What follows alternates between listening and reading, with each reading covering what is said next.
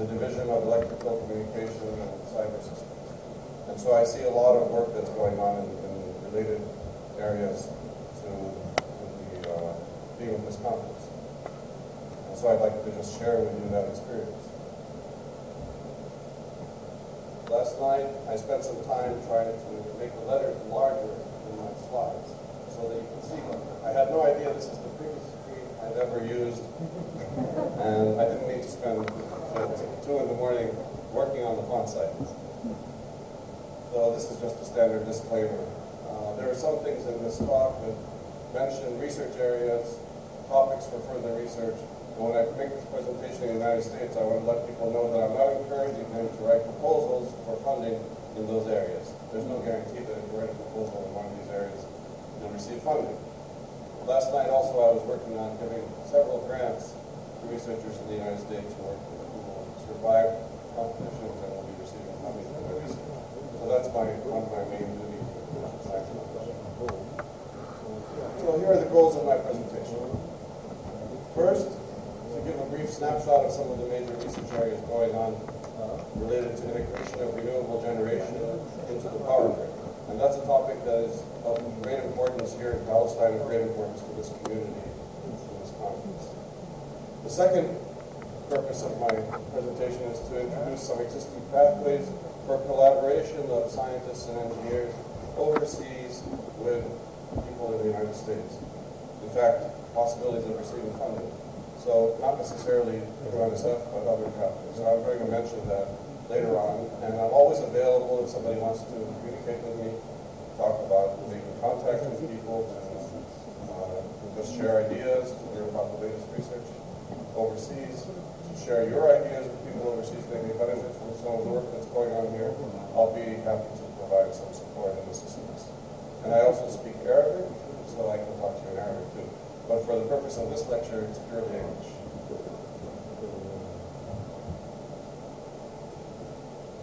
So this is just a snapshot of the evolution of power system operations over the years. I remember when I was graduating from college, it was 1979, and there was a lot of talk about the blackout of 1965 in the northeast of the United States. So whatever I talk about here is really from my point of view, from living in America and being in the research community in America. So everything has to do with the experience that has gone on in the United States, but it applies worldwide as well. So in the 1950s, analog communications of power line flows and frequency were used to conduct load frequency control and economic dispatch. So that was the old electric power grid, analog. Everything was analog, the equipment was analog, and things were working pretty well. When the Northeast blackout happened in 1965, engineers and policymakers recommended bringing digital computers into the game. So for people who were born in the 1980s, many of you in the back of the room here today, this is something that sounds crazy, but there was a time when people didn't use digital computers in power networks. So after this problem happened, digital computers were brought in and recommended to be used in interconnected power system operations. And then in the 1970s, the concept of system security was introduced. So when I went to graduate school in Berkeley in 1979, I was reading stuff on reliability and security as one of my reading assignments. So that was kind of a new topic at that time. So you wanted to make sure that the power grid was secure, that it could withstand faults. And the quality of control centers moved to a new level. Today, when people talk about security, you worry about cybersecurity, and so in the power field, sometimes we use the word reliability to mean the old meaning of security, because now security is information security. But now that's become a major issue for power networks as well, cybersecurity. Energy management systems were developed also to include data collection, system monitoring, security analysis, unit commitment, AGC, automatic generation control, optimal power flow, and so on. So all these things started to be built up. So the theory and the software and the techniques were growing throughout that time. In the late 1980s, SCADA systems were developed and deployed in distribution centers using workstations. So the workstation became a new tool for power companies. Then in the second half of the 1990s, there was an industry restructuring that happened. It happened around the world, it happened in the United States, where they separated generation from transmission. So the power company no longer was a centralized big power company that controlled everything, right? So now you have separate companies for generation and transmission, and this led to new economic models, including energy markets. So the transmission company has to make money, the generation company has to make money, and somebody has to figure out how to do pricing. Why is it that the transmission company has to do all this work and build transmission lines and so on, when the generation company is charging for power? So there have to be new economic models, and that's a topic of continuing research. The one thing that will show up in my talk, throughout the talk, is that this is a really big area for research. Everybody in this room, no matter what your interests are, whether you're very practical, whether you're on the energy side, or the control side, or the network side, economic side, social policy, all these different areas can contribute to a better understanding and better development for the future of power networks. Recently, what we've seen is the rise of distributed generation, which in the power field people just call DG, and renewable energy. So local producers are coming into play. The utilities are at risk. You'll find that utilities are decreasing in size, in market capitalization around the world. Utilities in some places are getting smaller because the economies or the governments are pushing and supporting distributed generation of wind and solar. And so there's a risk to the utilities who have to also support ancillary services to the distributed generators. The trend toward decentralization continues unabated and brings with it new research problems and challenges. So, decentralization, everybody has their own information, everybody makes their own decisions, but this is a coupled economic system that works based on physical principles, physical laws. So policymakers can't force the system to do what they want because the system is a physical system. So,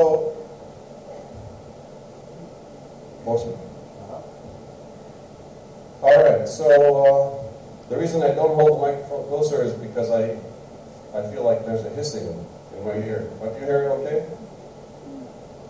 So here's the historic evolution of power system requirements. First, there was the need to deliver power at constant voltage and frequency. That's the basic need and it still exists today. But that was the total idea of a power system in the past.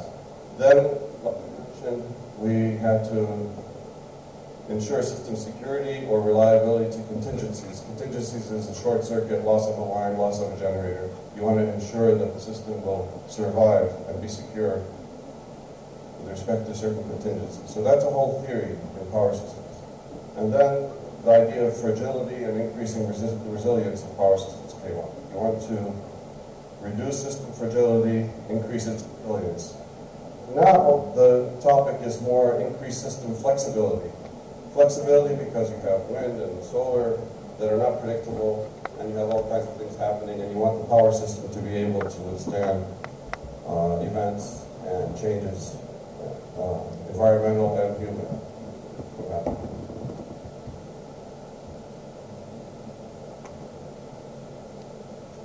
All right, so electric power networks are a critical infrastructure for society. We all understand that. They are large-scale, spatially distributed nonlinear dynamic systems with multiple time scales. I'm going to move over here so I can see. They involve hierarchical control and management systems involving cyber-physical components, sensors, algorithms, and economic markets. And they are techno-socio-economic systems with multiple stakeholders, the consumers, the producers, the transmission companies, and so on. And regulation and policy, as well as economics, play very important roles in the power system. So they're very complex systems, and it's impossible to summarize the research topics and issues in one 45-minute presentation. Here are some of the major trends and drivers in electric power networks. We have an aging infrastructure in the developed world. So in the United States and Europe, the infrastructure is aging. And we have new infrastructure in the developing world. In China, they're building up the infrastructure, and they're able to bring in the newest equipment and the newest technologies. It's estimated there will be $12 trillion spent on the electric grid between 2014 and 2020. So there's a major economic opportunity here.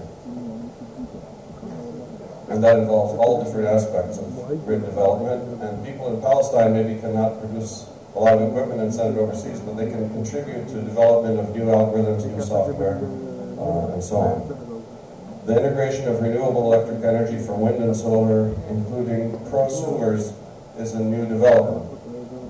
Prosumers are producers, consumers. So the distributed generation sites can produce for local consumption, and when they produce extra power, extra energy, they can sell it back into the network. And from what I understand, that's happening here in Palestine as well. So that's a new element in power systems. They're changing demand profiles, increasing natural gas generation. The Minister of Energy, mentioned gas several times when he was speaking. There's a need for greater resilience in the face of natural and man-made disasters, and cybersecurity also has become an issue. So you see there are a lot of topics that are challenges and that require our attention in order to ensure greater power system flexibility. What are the technological drivers? Decreasing cost of solar photovoltaics, novel power electronic devices with significant new capabilities, growing deployment of synchrophasers. I don't think that's happening here, but it is happening a lot in the United States and in China, where you're able to have satellite transmission of data, voltage and frequency, and share that information throughout the network. The infusion of computing, communications, and controls into the physical power system. Electric energy storage is a major issue. It's not solved, but that would be a very big help. Electric and hybrid vehicles. I don't know if anybody owns a Tesla here in the West Bank or in Gaza, but that's growing in the States, electric vehicles. And integration of electric vehicles into the grid, fuel cells, natural gas. Sounds better to me too. Natural gas, Stirling engines, and microgeneration. So all of these are technological drivers. What are the new potential sources for flexibility? Advances in power electronics, computational technologies, mathematics offer new opportunities for optimizing grid power flows. So sometimes having a smart mathematical algorithm can help you and save you from having to invest in new equipment. Power flow controllers, there's a lot of research going on in developing new power flow controllers, equipment, and algorithms. High voltage DC systems, optimization of a transmission topology, which means line switching. So you have a transmission system that's in place, but depending on operating conditions, you may want to switch lines in and out in order to improve power flow so that you don't have over voltage or overcurrent on power lines. There's a big program that was funded by the Department of Energy. They established a new division called ARPA-E, Advanced Research Project Agency for Energy. And there's a program called GENI, and you may want to look up the GENI program, GENI, where they have a lot of results on this in this area. Corrective switching actions, energy storage optimization, how to optimize use of batteries for storage, scheduling energy flow. So there's a lot of research going on in all these different areas. Coordination of diverse storage assets, and then responsive demand. Scheduling large loads. I saw in the conference proceedings some papers that talk about scheduling loads and mobilizing large numbers of small assets. So in the loads, if you have contracts with customers that allow you to turn on their washing machines or their heaters at times that the utility chooses, then that could help in controlling the getting a power balance between generation and load. In power systems, for those who are not in the field, in power systems you have to have a balance of input power and used power at every instant, or else you get instabilities and runaway frequency. Here's a chart that shows the growth of solar as an energy source. So if you look, this is just in the United States. The curve on top is showing the price, the drop in price of solar energy. From there, $10 per watt down to $3 a watt in 2013. You may have heard of previous Energy Secretary Stephen Chu's goal. He had a challenge, the $1 per watt challenge for solar energy. We're almost there. And then you can see the rise in deployed solar energy. So it's moving up to, what's the number there? 4,751 megawatts, 4.7 gigawatts in 2013, starting from 4 gigawatts in 2000. So there's an exponential growth in the use of solar. So what are the issues with power system planning and operation with distributed generation? It's very important to see, like I was saying before, that it's not a policy issue alone, there's an engineering issue. And this is the right audience to talk to about that. There are engineering issues involved in power systems with DG. As much as we would like to deploy more and more environmentally friendly generation, it's not necessarily possible to deploy it just the way you want and to allow it to just grow uncontrolled. It may cause a lot of problems for the power network, and I'll give examples of that later. So new questions arise. So power systems with distributed generation simply do not behave like traditional power systems. There's the stability criteria, for those who've taken stability of power system courses, the stability criteria for traditional power systems, just synchronous generators and loads, do not apply when you have distributed generation. So if you have wind and solar connected to synchronous generators based on fossil fuels or whatever, those old stability criteria don't apply anymore. So you can deploy more solar energy, bringing it into the grid, and wind energy, and you may find that you end up with an unstable system, and it has happened, and it's happening today.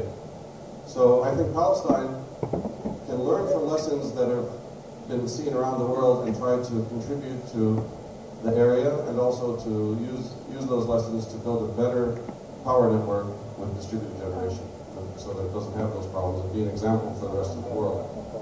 The mandated feed-in tariffs mean that distributed generation sites can always sell excess power to the utility, whether or not that power is needed.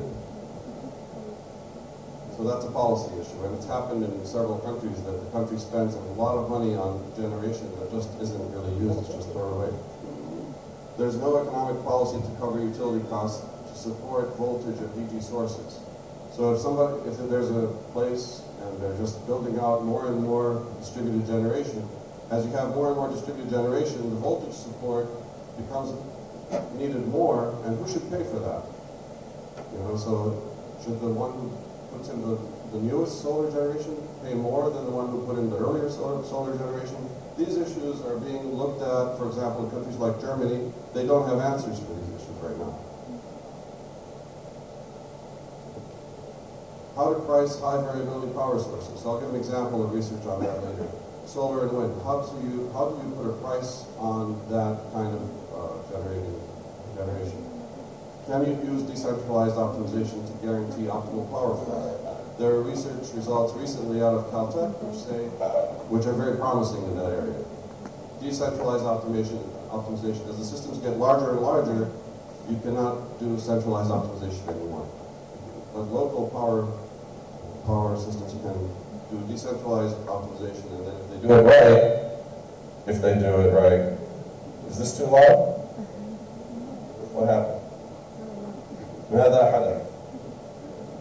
If they do it right, decentralized optimal power flow can work to give you something which is very close to optimal as if it was centralized. Then there's the issue of advanced switching and power flow controllers, how they can prevent line overload that I mentioned earlier. There's a lot of new research on that area as well. So switching rather than adding new transmission capabilities is a solution. And then there's the issue of how much information sharing is needed for acceptable network operation. Information sharing between different power areas. All right, so now I'll mention on slide 12. So stability of power systems with DG. I mentioned earlier that the stability criteria that are for traditional power systems do not apply when you have wind and solar. A lot of studies have been looking at this. Conclusions so far are based on modeling, case studies, and simulation. And there are no natural extensions of classical stability criteria so far. So for people from the universities, this is a very good area for research, is coming up with analytical criteria, guidelines for deploying distributed generation that ensures stability of the system. I've picked one review paper on this subject, and you can see that we have different results depending on the system. You can increase the damping of the local and inter-area modes, or you can decrease that damping depending on the system depending on the distributed generation that you deploy. So all this is based on calculations like simulation and so on, but no very nice stability analysis like we have in the classical case. Here's the case from Hawaii. I actually went to Hawaii. When I joined NSF, they asked me to come on board as a program director. You know, it's close to home. It's actually a closer drive than the University of Maryland. So I said, sure, I'll come with you. You know, it might be a tough job working for the government. But the first thing they said is you're going to go to Hawaii. The first thing was you're going to go to Hawaii. I told my wife, I said, that's a pretty good job. So we went to Hawaii and we visited Maui. And it turns out that Maui has this very big ramp up in distributed generation, wind and solar. Everywhere you go, you see wind, you see solar, and you see electric vehicle charging stations all over the island. So this has grown a lot. HECO here means the Hawaiian Electricity Company. MELCO is the Maui Electric Company, which is connected with the Hawaii Electric Company. So you see that there's a 39% increase in megawatts of solar in Maui alone from 2012 to 2013. Just a big ramp up in solar generation and in wind generation. However, there were new policies instituted recently, last year, by the Hawaii Electric Power Company. In fact, that company was bought out by a large company from the mainland of the United States. They were having a lot of problems because of all this distributed generation they were having. And this is an example of what I was saying earlier that we can learn from examples elsewhere. So they needed to do protective system upgrades. They started requiring that new powers, new distributed generation would have to do interconnection requirement studies before they would be allowed to connect to the grid. They were severely limiting new PV connections to the grid. And here's a reference to that. And I'm just quoting from some references. Utility overvoltage worries in Hawaii. Press spokesman anyway, in the press it said that they cannot permit circuits to become more dangerous or unreliable. So they started having a great fear of the way that the power network was going in Hawaii. The power grid was never designed to convey power in two directions. The power grid is designed to send power from the generator to the user, consumer, not the other way around. And so when you have all these new users that are also producing power, it can cause problems. And they're finding out these problems in the process of actually operating the grid with all this new generation. Here's another quote from the press in Hawaii. Critics in the solar industry say HECO's new restrictions on solar are ruining a thriving market at the busiest time of year and leaving hundreds of solar customers in limbo. So the solar companies, the people who install solar generation are really complaining about Hawaii, because Hawaii is giving them a hard time, not allowing them to connect to the grid. So the response from the electric company in Hawaii is, we're not stopping connection of solar systems to the grid. We just announced a more cautious approach. And you notice this thing that's underlined from the electric power company in Hawaii at the bottom. It says that the present threshold is that when someone wishes to add solar in a neighborhood circuit where installed solar energy already exceeds 100% of daytime minimum load, it is prudent to consider the effect and safety and reliability that circuit will have. So if you already have enough power to supply the daily load, the minimum daily load of your area, you add more solar generation to that area, you really need to do a study before we allow you to connect to the grid. That's the basic kind of rule that they're using over there. And then he signed, Aloha, Peter Rosen. All right, so what research is going on addressing variability of distributed generation? Spinning reserves are a possible solution, but they're expensive and you want to minimize that. Storage would be a great solution, but the technology for battery and flywheel storage isn't really ready for massive deployment. It's very expensive. Another possibility is demand response, and there will be talks at the conference about that. So large customers can allow the utility to time their energy use. Residential water heaters can also be connected with the system, and you can allow the utility to raise the temperature of your water in your home because they have excess energy coming from the distributed generation. Where's that energy going to go? If you don't have battery systems, one idea is to raise the temperature of water in homes. There are a lot of homes that agree to do this, and that's a significant amount of energy. And you can consider that to be virtual storage. It is a kind of storage. And you can use that energy to bring it back into the system later on. Also, electric vehicles can participate through V2G, vehicle-to-grid technology. So when the vehicle's not being used, the batteries can discharge into the grid, and then they can charge overnight. You can also consider pricing schemes for random production by DGs. So here's an example of an NSF-funded study on selling random wind. How do you price wind power, wind-generated power that's random? So if you look at the generation or at wind power generated or the wind over a period of time, you'll see that the wind is very random. Wind is the blue and solar is purple. And so wind has the tendency sometimes to fall off. Let's see. Anyway, you know that wind and solar are both random, and so how do you handle that situation? So there's also not much spatial diversity. If you look at California, and these are different points throughout California in different colors over a period of a day, you'll see that the total wind drops during the day and comes back up, and the same pattern is happening in all different parts of the state. So there's not much diversity in terms of spatial. And there's not much correlation with load. So this shows the wind generation at peak load, and the total wind generation is the continuous curve. There isn't much correlation. And this is the Bonneville Power Administration wind power chart of wind power every 5 minutes, and you'll see that it ramps up and down quickly.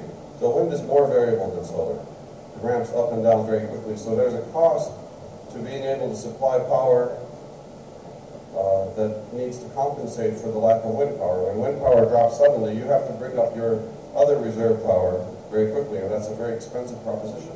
So I know a friend who said that he went and visited a wind generating station out west, I don't know, in Arizona, and he was speaking to the person who's actually in charge. There's a wind generator, and this is the person in charge of making sure that the power that goes into the system is constant. And he said this is a really terrible job. He really hates his job. You know, you see pictures and you see mathematics and all these charts and so on, but there's a real issue here that you have to have enough reserves, and somebody has to take care to make sure that everything is done properly and that the power delivered is a constant power. So you see in that circle there's no wind at all. Somebody has to deliver power, so you need to use fossil fuels. So just because you have an environmentally friendly source, it doesn't mean you've solved the problem completely. You still have to have fossil fuel sources to compensate when your environmentally friendly source drops to zero.